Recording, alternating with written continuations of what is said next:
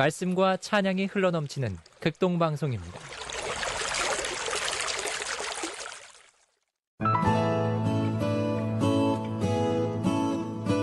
안녕하십니까. 말씀이 힘이 있어 흥황하는 교회 신월중부교회 최영강 목사입니다. 사람들이 자주 쓰는 말 가운데 드디어 때가 왔다라는 말이 있습니다. 사람들은 이 말을 주로 언제 사용합니까? 자기에게 유익이 되고 무엇보다도 자기의 이름이 드러날 수 있는 어떤 기회가 왔을 때 이 말을 주로 사용합니다. 그런데 예수님께서는 정반대였습니다. 예수님께서는 자기에게 유익이 될 수 있는 어떤 기회가 오면 그때는 오히려 아직은 때가 아니다, 혹은 내 때가 아직 이르지 않았다 라고 말씀하시면서 그런 기회들을 물리치셨습니다. 대표적인 예가 예수님의 형제들이 예수님께 좀 더 넓고 큰 곳으로 가서 자신을 한번 세상에 멋지게 나타내 보라고 요청했을 때 예수님께서는 내 때는 아직 이르지 아니하였다 라고 말씀하시면서 그 청을 거절한 것입니다. 그런데 예수님께서 유일하게 때가 왔다 라고 말씀하신 적이 있습니다. 그때가 언제입니까? 6월절 명절에 일단의 사람들이 예수님을 찾아왔을 때였습니다. 그 사람들이 누구였죠? 헬라인들, 즉 이방인들이었습니다. 그런데 놀랍게도 이 이방인들이 6월절 명절에 예배하기 위해서 예루살렘에 올라왔을 뿐만 아니라 예수 그리스도를 뵙게 해달라고 그의 제자들에게 간청을 했다는 사실입니다.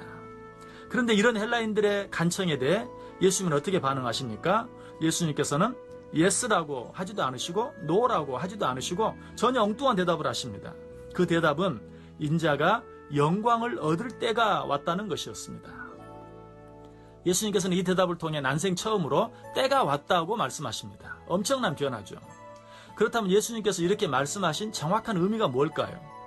6월절 명절에 유대인이 아닌 헬라인, 즉 이방인까지 명절을 지키기 위해 성전에 올라왔을 뿐만 아니라 자기를 간절히 만나길 원하는 모습을 보고 드디어 내가 이방 사람들에게까지 알려졌구나, 이제야말로 멋지게 이 땅의 왕으로 등극할 때다라는 의미였을까요? 그럴 리가 없죠. 그렇다면 예수님께서 이렇게 말씀하신 진정한 의미는 뭐였을까요? 그 답은 예수님께서 때가 왔다라고 말씀하신 바로 그 다음 절에 분명히 나타나 있습니다. 요한복음 12장 24절을 제가 한번 읽어보겠습니다. 내가 진실로 진실로 너희에게 이르노니 한 알의 밀이 땅에 떨어져 죽지 아니하면 한 알 그대로 있고 죽으면 많은 열매를 맺느니라. 지금 예수님께서 때가 왔다고 말씀하시는 것은 드디어 자신이 죽어야 할 때, 그리고 그 죽음을 위해서 고난받아야 할 때가 되었다고 말씀하고 계시는 것입니다. 그런데 더 놀라운 것은 이 때를 단순히 때라고 말씀한 것이 아니라 영광을 얻을 때라고 표현하며 오히려 기뻐하고 계신다는 사실입니다. 왜 그러셨을까요?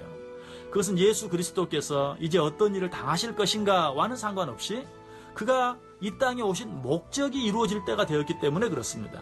그 목적이 무엇이었습니까? 그 목적은 유대인만을 구원하기 위해서가 아니라 오직 이방인들까지도 구원하시는 것이었습니다. 즉 예수님께서는 자신의 어떤 뜻이 이루어지는 때를 영광의 때로 생각하신 것이 아니라 자신은 어떻게 되든지 자신을 이 세상에 보내신 아버지의 뜻이 이루어지는 때를 영광의 때라고 생각하시고 바로 그런 때가 왔을 때 비로소 때가 왔다라고 말씀하고 있는 것입니다. 저와 여러분 어떠합니까? 그저 내가 잘 되고 성공할 수 있는 때, 나에게 유리한 때, 아무런 어려움이나 고난이 없는 때를 영광의 때라고 생각하지 않습니까? 그리고 그런 때가 왔을 때 드디어 때가 왔다라고 말하지 않습니까? 주님께서는 한 번도 그렇게 말씀하시지 않았습니다. 자신의 영광이 드러날 만한 때는 오히려 내 때가 아직 이르지 않았다라고 말씀하셨을 뿐만 아니라 피하고 숨기까지 하셨습니다.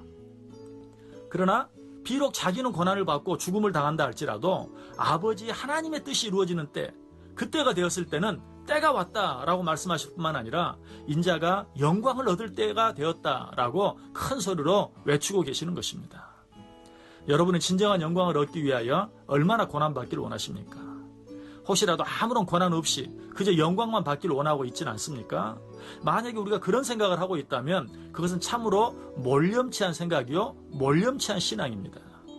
사도 바울은 우리에게 말하죠. 자녀이면 또한 상속자 곧 하나님의 상속자요 그리스도와 함께한 상속자니 우리가 그와 함께 영광을 받기 위하여 고난도 함께 받아야 할 것이니라.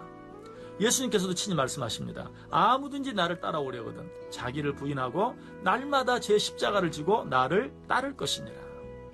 주님을 따른다는 것은 더 이상 나의 기쁨이나 영광을 위해 사는 것이 아니라 나를 위해 죽어주신 주님을 기쁘게 하며 오직 그분의 영광만을 추구하며 사는 것을 말합니다. 여러분은 그리스도인으로서 어떤 삶을 살기 원하십니까? 하나님의 영광을 생각하지 않고 그저 내게 유익이 되는 일만 있으면 드디어 때가 되었다라고 하면서 물불을 가리지 않고 달려드는 그런 삶을 살기를 원하십니까?